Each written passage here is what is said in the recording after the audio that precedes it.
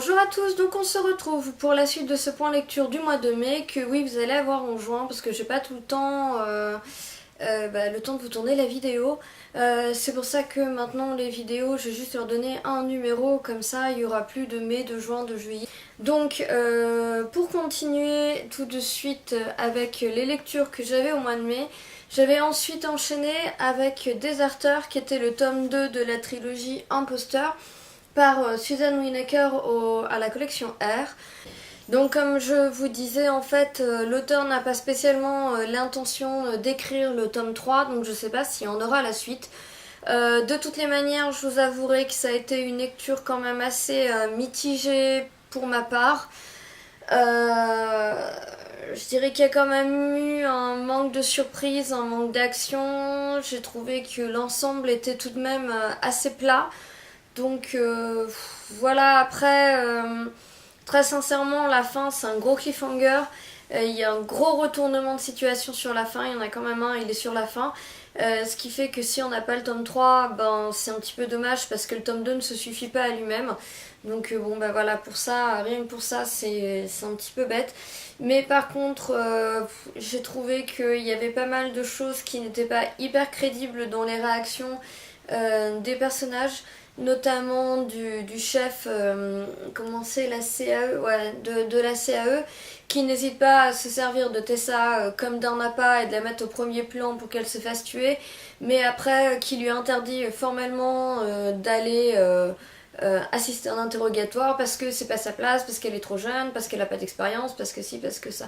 Bon voilà, j'avoue que j'ai quand même trouvé qu'il y avait pas mal de manque de crédibilité dans les personnages, et puis ils sont aussi crédules, ils croient très facilement ce qu'on leur dit. Enfin bon, c'est pas mauvais, mais c'est pas non plus un livre excellent.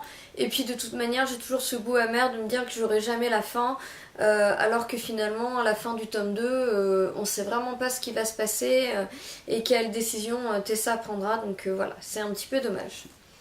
Après, j'ai enchaîné avec une lecture tout aussi mitigée, puisque j'ai fini la saga Balefire avec le tome 4, Collier d'eau, écrit par Kate Tiernan aux éditions MSK. Et donc en fait, comment vous dire, c'est une série que j'aime bien, qui est fraîche, qui est fluide, qui est emplie de magie, qui se lit bien, qui est assez immersive, qui n'est pas bourrée d'action, ça je l'ai déjà dit pas mal de fois. On s'intéresse de près aux personnages, l'écriture est originale, tout ça j'en ai déjà parlé avant, donc ça on le retrouve dans ce tome-là. Ce que je reproche à ce tome-là, c'est que les personnages ont de moins en moins de crédibilité, là aussi. On va dire que dans le tome 3, Clio, elle se jette voilà, dans quelque chose. Si vous avez lu le tome 3, vous savez. Les yeux fermés parce qu'elle veut absolument obtenir quelque chose. Et le tome 4, elle est là à tout épouvanter des conséquences que ça a eu. Bah ouais, mais bon, fallait y réfléchir avant, c'était logique. Voilà, il y a un gros manque de crédibilité, un gros manque de maturité des personnages, et j'ai pas trouvé l'histoire crédible du tout. Quant à la fin, parce que c'est quand même la fin de la saga, elle est où?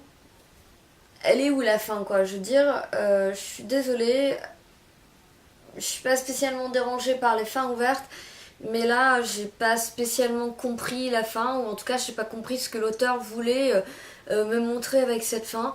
J'ai été hyper déçue parce qu'en fait j'avais le sentiment qu'il n'y avait pas de fin, qu'il n'y avait pas de... Je sais pas, j'attendais quelque chose après.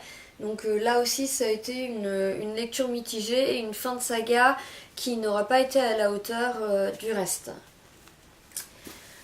Ensuite, j'ai continué avec quelque chose de beaucoup plus positif puisque je me suis lancée dans le tome 2 de Hunger Games, donc l'embrasement. Et là, comme le tome 1, énorme coup de cœur, j'ai dévoré ce tome. Malgré l'originalité du premier tome, j'ai pas été déçue par la suite. Il y a certaines sagas, je sais pas, par exemple le Labyrinthe me vient tout de suite à l'esprit. Le tome 1 est hyper original, il m'avait époustouflé, il m'avait vraiment pris, et j'avais été déçue par la suite. J'avais trouvé que l'auteur n'avait pas su rebondir sur ce tome 1, et là c'est pas le cas. J'ai vraiment adoré ce qu'elle a fait, j'ai vraiment adoré cette suite. J'adore les nouveaux personnages qu'on rencontre, j'adore les anciens personnages qu'on retrouve. Katniss est toujours aussi géniale. Et alors on peut peut-être retrouver certaines similitudes avec le tome 1, mais en même temps il y a des similitudes tout en étant différents, je sais pas comment vous dire sans trop vous spoiler. Et du coup moi ça m'a pas dérangé, au contraire j'ai été complètement captivée par cette lecture très sincèrement. Donc pour moi c'est toujours une très bonne suite de saga, j'ai hâte de lire la fin. Du coup j'en attends beaucoup parce que je me dis que si c'est à la hauteur des 2 premiers tomes je vais pas être déçue. Donc j'espère sincèrement que ça va suivre la qualité des 2 premiers tomes. Et s'il y en a encore quelques-uns d'entre vous qui ne les ont pas lus, franchement jetez-vous dessus. Donc ensuite j'ai enchaîné avec toujours une saga chouchoute et ça continue pour moi dans le même sens. Il s'agit d'Ange d'Apocalypse, le tome 4, La guerre des aurores par Stéphane Soutoul chez Rebelle Édition, avec une splendide couverture de Miésis, comme toutes les couvertures de cette saga. Donc ce tome-là, comme tout, en plus il y a la petite carte qui va bien et qui est dédicacée aussi. Le livre, il est dédicacé parce qu'il vient du salon du livre. Donc il a vraiment tout ce que j'aime, ce livre. Et donc c'est une très très bonne suite. Le tome 3 m'avait vraiment plu. C'était vraiment un tome explosif que j'avais adoré. Et j'ai pas du tout été déçue par ce tome 4 qui continue vraiment à nous emmener dans des trucs assez originaux. L'auteur arrive vraiment à renouveler son histoire, à la continuer sans marcher sur ses propres plates-bandes, sans nous répéter des choses qu'il nous a déjà dit. Il a toujours des idées, des trucs qui font que vous continuez à avancer, vous vous lassez pas, vous trouvez autre chose. Là par exemple dans ce tome là, donc j'en dis un petit peu plus dans ma chronique parce que il y a toujours un petit peu plus de spoil sur les tomes précédents que je fais pas en vidéo, donc là je vous le dirai pas. Mais il a trouvé une idée hyper originale vis-à-vis de Sylvia et de Samantha pour que ça devienne un peu plus compliqué pour Sylvia d'être aux côtés de sa sœur Gillian qui s'est foutue quand même bien dans les emmerdes. Enfin, elle l'a pas fait exprès, mais disons qu'il y a pas mal de choses qui lui tombent dessus. Et sinon, Sylvia, elle va aussi aider Lorna pour retrouver Nolan. Donc cette partie-là est très très sympa. Et on continue toujours avec la partie Samantha Nathan. Donc je vous en dévoile pas trop sur l'histoire pour ceux qui n'en sont pas arrivés là. Mais sachez que l'écriture de Stéphane Soutoul est toujours aussi somptueuse, toujours aussi efficace, toujours aussi agréable à lire. À tel point que moi qui ne lis zéro, mais vraiment aucune romance, zéro romance, j'ai acheté la romance qu'il a écrite si proche de lui, juste parce que j'adore sa façon d'écrire, j'adore ses idées, j'adore son imagination. Donc voilà, j'ai acheté une romance qui n'est pas du tout mon truc et je l'ai acheté les yeux fermés.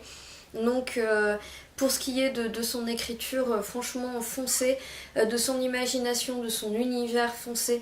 Pour ceux qui connaissent pas du tout, Ange d'Apocalypse, ça vous présente les quatre sœurs qui sont les 4 cavaliers de l'Apocalypse.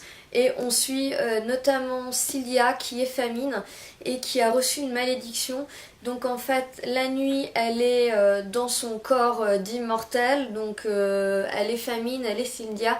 Mais le jour son âme est transférée dans le corps d'une adolescente, tout ce qu'il y a de plus normal et inoffensif qui s'appelle Samantha.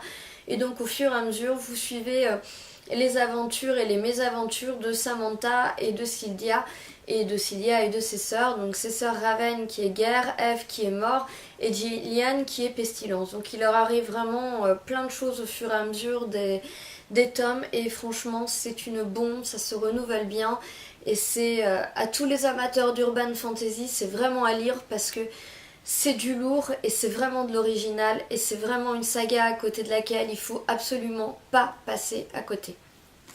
Voilà, si je vous ai pas convaincu avec ça, là je sais plus quoi faire quoi. Et j'ai terminé mon mois donc avec un livre de poche qui n'était pas prévu dans la pile à lire, mais je savais, en fait, je l'ai commencé le 30 au soir, donc je savais que j'aurais pas le temps de finir un grand format, et je m'étais dit que j'allais commencer mes lectures du mois de juin, et en fait j'ai tellement adoré que le 31 il était fini le lendemain. C'est Dark Elite, le tome 1, Magie de feu par Chloé Neil aux éditions Milady. Et c'est une lecture qui est vraiment hyper divertissante. J'ai vraiment accroché, la preuve c'est que je l'ai lu en 24 heures à peine. En fait c'est l'histoire de Lily qui doit avoir 16 ans si je ne m'abuse, qui habite près de New York, mais ses parents vont partir 2 ans en Allemagne pour une opportunité au niveau du boulot, et donc ils vont décider que leur fille ne peut pas les suivre en Allemagne et préfèrent la laisser aux États-Unis, donc vont la mettre dans un internat. Et donc elle va se retrouver catapultée à Sainte Sophia, à Chicago, au cœur d'un internat, on va dire, pour jeunes filles et gosses de riches. Je vous avouerai que de ce côté-là, ça n'a pas été sans me faire penser à Night School, même si ça peut paraître un peu prétentieux pour le livre de dire ça. Moi, ça m'y a fait penser. On retrouve donc le bâtiment, c'est un ancien couvent, donc c'est un vieux bâtiment en pierre qui date vraiment, qui a été reconverti en école, qui est une école hyper élitiste où on apprend à avoir de bonnes relations avec les autres, où on apprend à être une jeune fille bien éduquée, où le niveau scolaire est hyper élevé, et où Lily arrive là-dedans et elle a rien à faire là, elle se demande d'ailleurs ce qu'elle fait là. Voilà, en plus de ça, en similitude avec Night School, elle va vite se rendre compte que la nuit dans les sous-sols de Sainte Sophia, il se passe des trucs étranges. Et après, c'est là où s'arrête la similitude aussi avec Night School, parce que déjà, l'écriture n'est pas la même, c'est assez jeunesse. C'est peut-être plus simple que Night School. Il y a beaucoup moins de, je dirais, de recherche au niveau des personnages. Il y a moins de complots, de trahisons, de questions de confiance. C'est pas du tout porté là-dessus. Mais par contre, c'est porté sur la magie. Là, vous avez vraiment de la magie. Et donc, Lily va finalement découvrir l'existence de la magie. Et donc Chloé Neil a fait toute une histoire, une mythologie si je puis dire, même si le mot n'est pas exact, autour de la magie, et donc elle se sert de ça pour faire toute son intrigue, et moi ça m'a vraiment plu, ça m'a captivée, et en plus les personnages sont vraiment géniaux. Vous avez Lily et vous avez Scout qui est un petit peu la marginale on va dire du lycée, c'est pour ça que Lily s'entend si bien avec aussi vite, et ça tombe bien parce que c'est sa compagne de chambre. Et les deux, il y a une complicité qui se crée entre elles qui est assez époustouflante.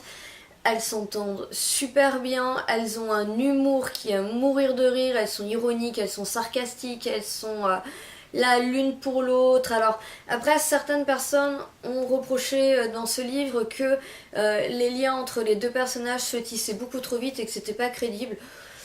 Moi, ça m'a pas spécialement choqué. Quelquefois, quand on est ado, on part dans des trips comme ça, on s'entend bien avec les gens. Moi, il y a des fois, j'ai un gros feeling et voilà, ça se passe comme ça. Donc moi, j'ai pas été choquée de ce point de vue-là. En tout cas, j'ai adoré vraiment les personnages. Et donc rien que pour être à leur côté, j'aimais bien me plonger dans cette lecture.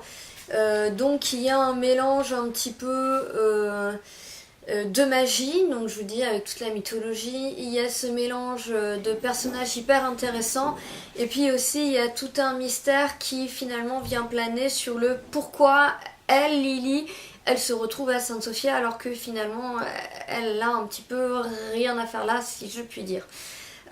Donc voilà, ça se lit super bien. C'est assez young adult, mais c'est divertissant, c'est plaisant. C'est sûr que c'est pas le livre de l'année, c'est pas l'originalité de l'année, mais moi ça m'a vraiment plu et je lirai vraiment la suite avec plaisir. Donc si vous avez envie de passer un très bon moment avec des personnages sympas et un monde où la magie existe, plongez-vous dans le tome 1 de Dark Elite. Je crois que le grand format est apparu chez Castlemore à la base et maintenant ils sont édités chez Milady, et il faut savoir que ce n'est qu'une trilogie, donc ça va être assez rapide à lire. Voilà, Donc ce sera tout pour mes lectures pour ce mois de mai. Donc j'ai comptabilisé 11 lectures sur le mois, donc je suis pas trop mécontente de moi, ça va. Et je vous retrouverai bientôt pour d'autres vidéos, des points lecture, des book hauls, et puis je ne sais pas quoi d'autre, on verra bien. En tout cas, je vous souhaite à tous une très bonne journée ou une très bonne soirée en fonction de l'heure à laquelle vous regardez la vidéo. Je vous souhaite de très bonnes lectures à tous et je vous dis à bientôt. Ciao, bye bye.